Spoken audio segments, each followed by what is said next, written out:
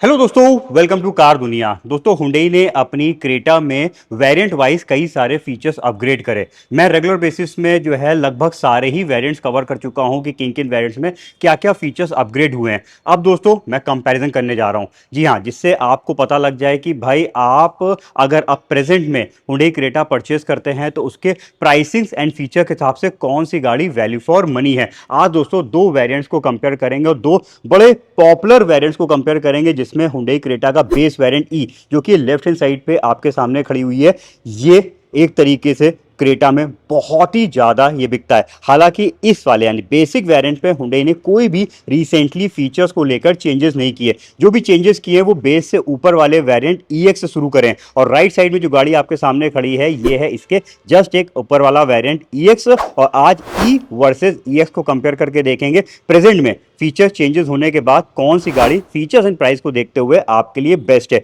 तो चलिए शुरुआत करते हैं।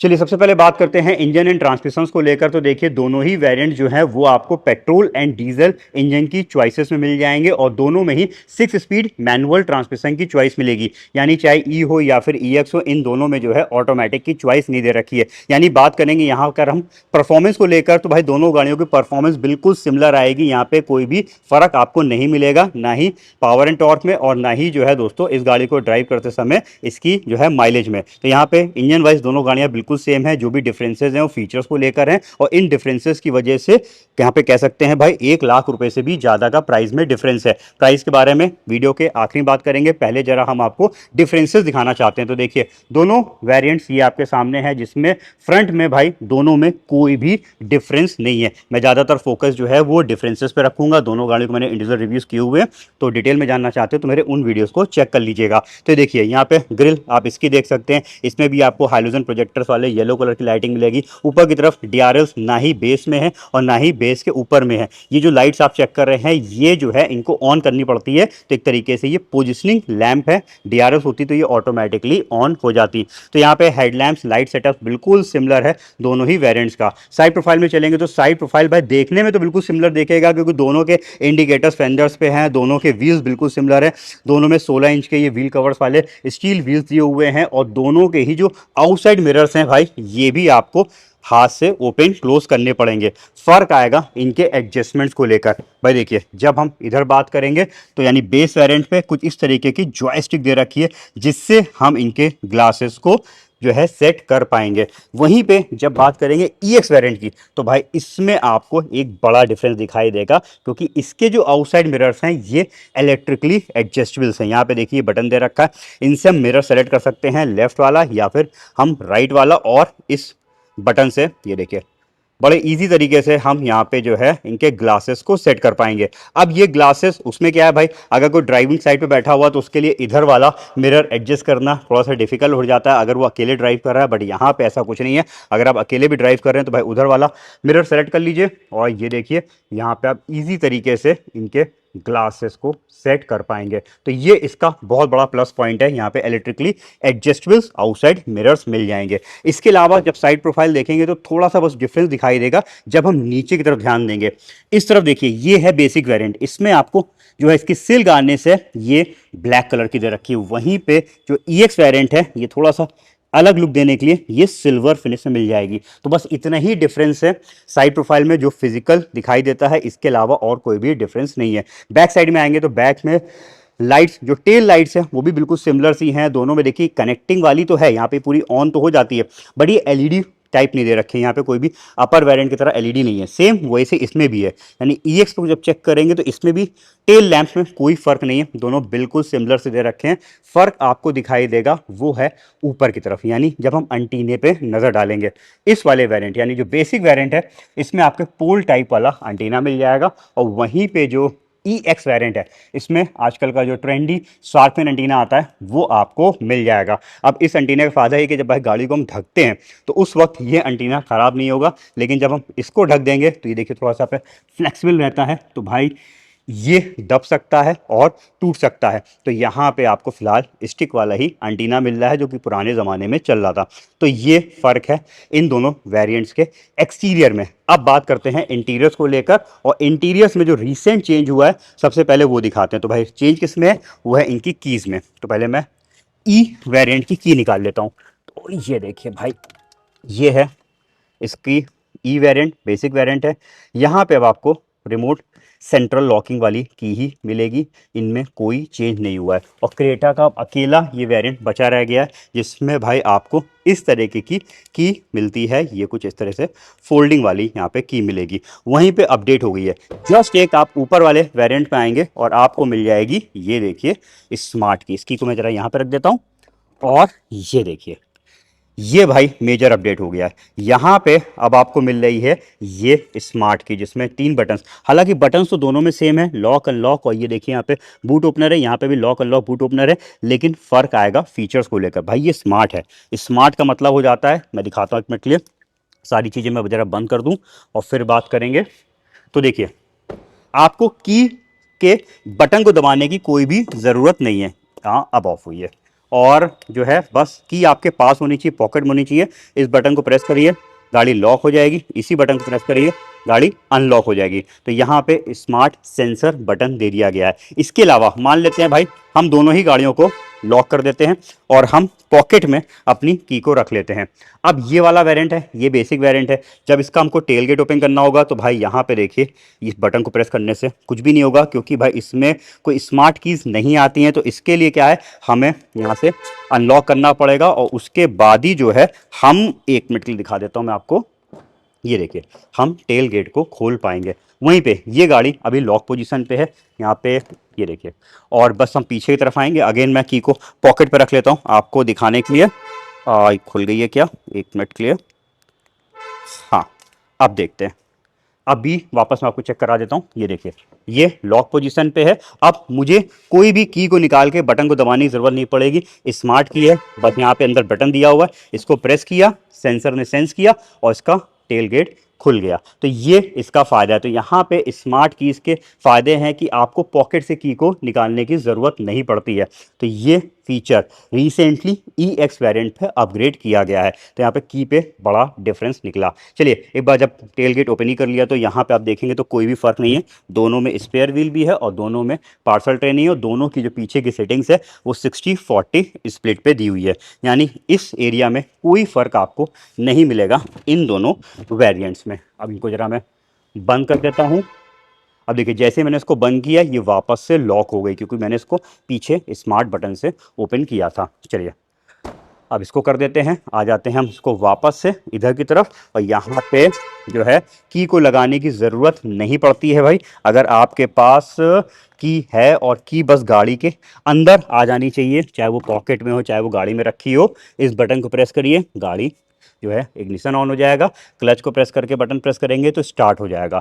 तो स्मार्ट की पुश स्टार्ट बटन आपको मिल जाएगा ई एक्स वेरिएंट में, जो कि एक मेजर, एक बड़ा अपग्रेड कह सकते हैं रिसेंटली हुंडई ने किया है। हालांकि इसको स्टार्टिंग में नाम दिया था समर एडिशन करके, फिर इसका समर एडिशन वर्ड हटा दिया गया है। अब ये नॉर्मल ई एक्स है, लेकिन फीचर्स सब एज इट इज़ अभी भी आ रहे हैं। तो ये हो गया दोस्तों यहाँ पे एक मेजर फ़र्क। अब चलिए ज़रा इंटीरियर थीम की बात कर लेते हैं। तो देखें इंटीरियर थीम में तो भाई कोई फ़र्क नहीं है दोनों का। इंटीरियर थीम कलर जो है वो सेम है, यहाँ पे देख सकते हैं। कलरिंग में कोई फ़र्क नहीं है, सीटों में कोई फ़र्क नहीं है। दोनों की सीटें जो हैं वो फैब्रिक मटेरियल की दे रखी हैं। और बैक साइड के सेटिंग में भी भाई यहाँ पे दोनों वेरिएंट्स में कोई फ़र्क नहीं है। यहाँ पे भी इंटीग्रेटेड हेडरेस्ट है और इसमें भी दोस्तों इंटीग्रेटेड हेडरेस्ट ये देखिए दिए गए हैं। आर्मरेस्ट बेस वेरिएंट में भी है, ऊपर वाले में भी है। रियर एसी भी जो है और टाइप सी वाली चार्जिंग पॉइंट भी बेस वेरिएंट से ही मिलने लगती है। तो यहाँ पे जो डिफरेंसेस आ रहा है वो अभी तक देखा इंटीरियर में स्मार्ट की पुश बटन का। एक और बता देता हूँ भाई, यहाँ पे देखिए इसका बेस वेरिएंट पे म्यूजिक सिस्टम नहीं आता, इस वजह से यहाँ पे अंदर स्पीकर्स नहीं लगे हुए हैं। तो यहाँ पे सिर्फ अंदर खोखली जगह है जिसमें आप आफ्टर मार्केट या फिर डीलर साइड से स्पीकर्स को फिट करा पाएंगे। वहीं पे यहाँ पे आपको स्पीकर्स अंदर तरफ लगे हुए मिलेंगे। तो ये एक फ़र्क है जो दिखाई नहीं दे रहा था, मैंने आपको बता दिया है। अब जरा एक बार मैं ई वेरिएंट पे आगे बैठ लेता हूँ और आपको चीज़ें दिखा देता हूँ, फिर डिफरेंसेस के लिए हम आ जाएंगे वापस से ई एक्स वेरिएंट की तरफ। तो अब देखिए भाई ये नॉर्मल की है, तो यहाँ पे आपको चाबी लगा के गाड़ी को स्टार्ट करना पड़ेगा। और ये कुछ इस तरीके से जैसे ट्रेडिशनल गाड़ियाँ स्टार्ट होती है वैसे ही स्टार्ट होगी। एसी वगैरह में तो दोनों में फ़र्क नहीं है, फ़र्क दिखाई देगा जब आप इसके बेसिक वेरिएंट पे बैठेंगे और यहाँ पे आपको खाली हिस्सा दिखाई देगा। इसमें भाई म्यूजिक सिस्टम कंपनी फिटेड नहीं आता, इसमें स्पीकर्स कंपनी फिटेड नहीं आते, इसमें ट्यूटर्स को लगाने का कोई भी ऑप्शन नहीं दिया हुआ है। तो ये सब चीज़ें यहाँ पे मिसिंग है। स्टीयरिंग पे आपको कोई भी कंट्रोल्स नहीं मिलेंगे, तो यहाँ पे म्यूजिक सिस्टम, स्टीयरिंग कंट्रोल, ये सब पूरा पार्ट यहाँ पे आपको मिसिंग दिखाई देगा। क्लस्टर दोनों का सेम है, क्लस्टर्स में कोई फर्क नहीं है, दोनों बिल्कुल एज इट इज़ है। दोनों में टायर प्रेशर मॉनिटरिंग सिस्टम, दोनों में 6 एयर बैग्स, ट्रैक्शन कंट्रोल का बटन, आइडल स्टार्ट स्टॉप, ये सब फीचर्स कॉमन है। एडजस्टेबल स्टीयरिंग बेस वेरिएंट का भी दिया गया है। तो यहाँ पे अंदर से समझ में आएगा जब हम इस पैनल को देखेंगे तो भाई यहाँ पे नहीं मिल रहा है आपको म्यूजिक सिस्टम। बाकी दोनों में ही कूलिंग फीचर नहीं है इसके बॉक्स में। ऊपर साइड पे यहाँ पे देखेंगे तो देखिए ये सा खाली दिखाई देगा, यहाँ पे कोई भी light, sunglass holder basic variant पे नहीं दिया गया है। यहाँ पे वैनिटी मिरर है और इस साइड पे टिकट होल्डर है। तो चलिए यहाँ पे जो जो चीज़ें थी या फिर कह लीजिए जो जो चीज़ें मिसिंग है वो सब मैंने आपको दिखा दी हैं। अब जरा चलते हैं हम उस तरफ, यानी आ जाते हैं ईएक्स की तरफ। तो जब हम इस वेरिएंट पे ड्राइविंग सीट पे बैठेंगे, अब एक चीज़ आपको और बता दें भाई, दोनों ही वेरिएंट चाहे ये ईएक्स हो या फिर वो ई हो, दोनों में ही आपको हाइट एडजस्टेबल वाली ड्राइविंग सीट मिलेगी। तो यहाँ पे सेटिंग्स में कोई फ़र्क नहीं है। अब फ़र्क दिखाई देगा जो कि मेजर फ़र्क है। पहले मैं ज़रा गाड़ी को स्टार्ट कर दूँ, देखिए कितना ईजी है, यहाँ पे बटन प्रेस किया और गाड़ी स्टार्ट हो गई। अब बात करेंगे, यहाँ पे आपको खालीपन नहीं दिखाई देगा। क्यों नहीं दिखाई देगा? क्योंकि इसमें आपको मिल रहा है टच स्क्रीन वाला म्यूजिक सिस्टम। ये बड़ा नहीं, बहुत बड़ा डिफरेंस है भाई। आप ई को परचेज करिए, परचेज करते ही आप उसमें सिस्टम फिट कराएंगे, और यहाँ पे ऐसा कुछ भी नहीं है कि आप परचेज करते ही आपको आफ्टर मार्केट कुछ काम इसमें कराना पड़े। इसमें ऑलरेडी कंपनी सिस्टम लगा के दे रही है, कंपनी फिटेड सिस्टम है, तो यहाँ पे क्वालिटी अच्छी है। ये टच स्क्रीन पे दे रखा है 8 इंच का। हालांकि इसमें इनबिल्ट नेविगेशन नहीं है, लेकिन बेस्ट पार्ट ये है कि इसमें आपको wireless Android auto Apple CarPlay की कनेक्टिविटी मिल रही है। तो आप वायरलेसली फ़ोन को पेयर करके अपने फ़ोन के नेविगेशन को इसमें चला सकते हैं और ईजिली जो है डायरेक्शंस वगैरह देख सकते हैं। तो ये फैसिलिटी आपको इसमें मिल रही है। और साथ में यहाँ पे मल्टीपल फीचर्स है, जैसे कि आप पेन ड्राइव लगा के भी गाने सुन सकते हैं, ब्लूटूथ कनेक्टिविटी दे रखी है, स्टीयरिंग पे आपको कंट्रोल्स मिल जाएंगे, तो यहीं से हम इसके म्यूजिक सिस्टम को ऑपरेट कर सकते हैं। और साथ में स्पीकर्स वाइज इसमें हर डोर पे एक एक स्पीकर, यानी भाई 4 स्पीकर हो गए। और इनके जो डोर्स हैं इनको जब यहाँ पे चेक करेंगे तो इसमें आपको ट्यूटर्स भी मिल जाएंगे। तो 4 स्पीकर्स, 2 ट्यूटर्स वाला सेट यहाँ पे आपको मिल रहा है। तो multiple features company fitted system ये आपको मिल रहा है ई एक्स वेरियंट में। तो ये एक मेजर यहाँ पे डिफरेंस कह सकते हैं इन दोनों गाड़ियों में।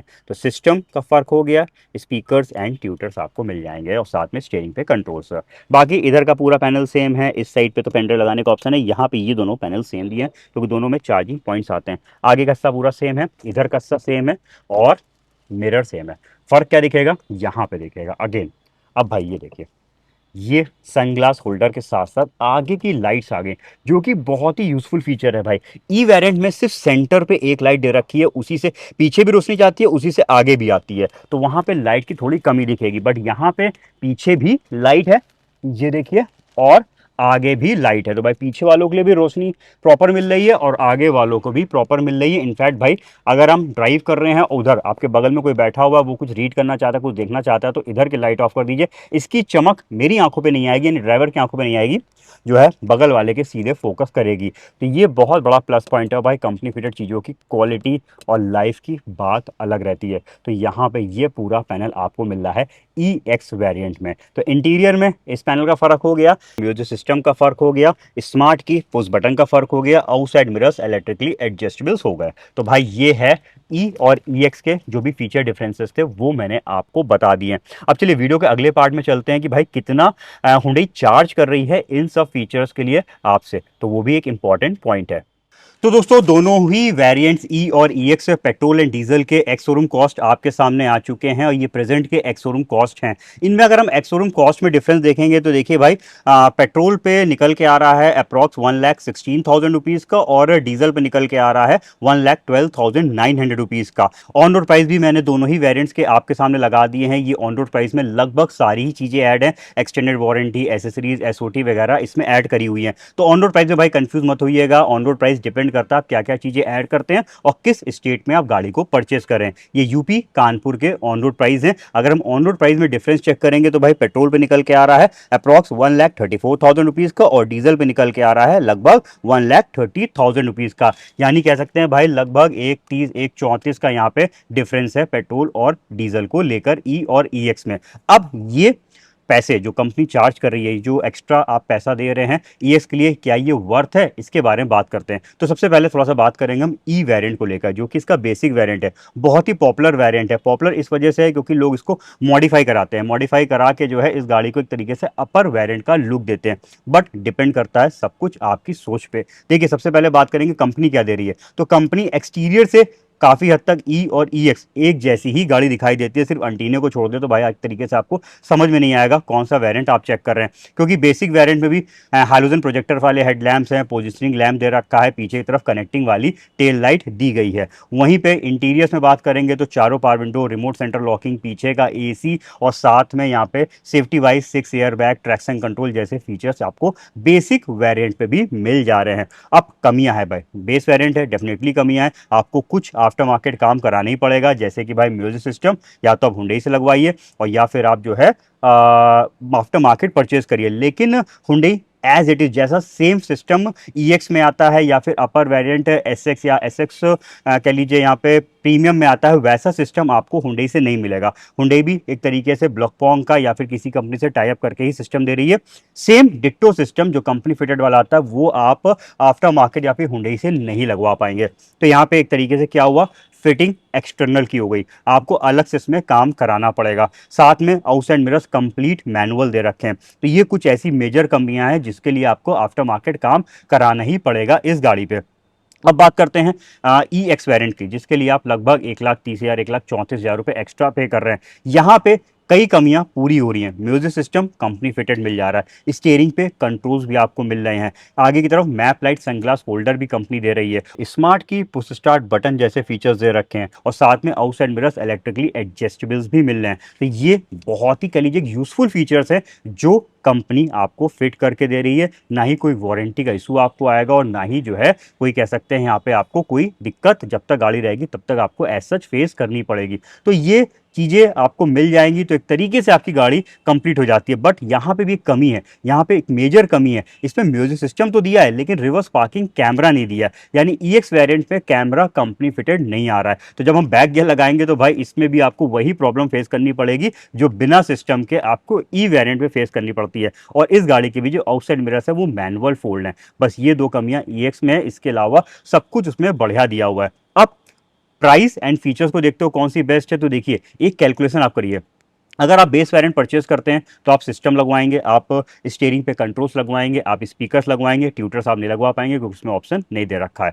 और साथ में शार्क एंटीना भी अगर मे बी आप लगवाते हैं तो इन सब चीज़ के लिए अप्रॉक्स मान लेते हैं हम 45,000 रुपीज़ आपको कम से कम खर्चा करना ही पड़ेगा। इसके अलावा आप स्मार्ट की push start button after market नहीं लगवा सकते हैं। फिर भी अगर इसकी कॉस्ट मान ले तो लगभग 30,000 के आसपास ले लेते हैं तो कितना आ गया यहाँ पे 75,000 का फर्क आ गया। मैप लैंप हो गया और साथ में जो है आउटसाइड मिरर्स अगर हम इलेक्ट्रिकल एडजस्टेबल्स की बात कर ले तो 10,000 पकड़ लेते हैं तो लगभग 20,000, यानी तकरीबन आप 95,000 रुपीज़ अगर सब कुछ आफ्टर मार्केट भी करा रहे हैं तो भी आपको इतना पे करना पड़ जाएगा। और कंपनी आपसे कंपनी फिटेड के लिए कितना ले रही है, लगभग 1,30,000 रुपए के आसपास। तो भाई अगर आपको सब कुछ कंपनी फिटेड चाहिए तो भाई मेरे हिसाब से आपको ई एक्स वेरिएंट की तरफ चले जाना चाहिए। वहीं पे अगर आपकी यही सोच है कि भाई हम सब कुछ आफ्टर मार्केट लगवा लेंगे उससे हम सेटिस्फाइड है, तो बेस वेरिएंट डेफिनेटली अच्छा है। आप अपने हिसाब से सिस्टम को लगवा सकते हैं, बड़े साइज का लगवा सकते हैं, कैमरा लगवा सकते हैं और वो सिस्टम में भी वीडियो प्लेबैक भी को करे, तो वो सारी चीजें आफ्टर मार्केट में ही पॉसिबल है। तो देखिए सब कुछ डिपेंड करेगा आपके ऊपर। अब आप बताइए,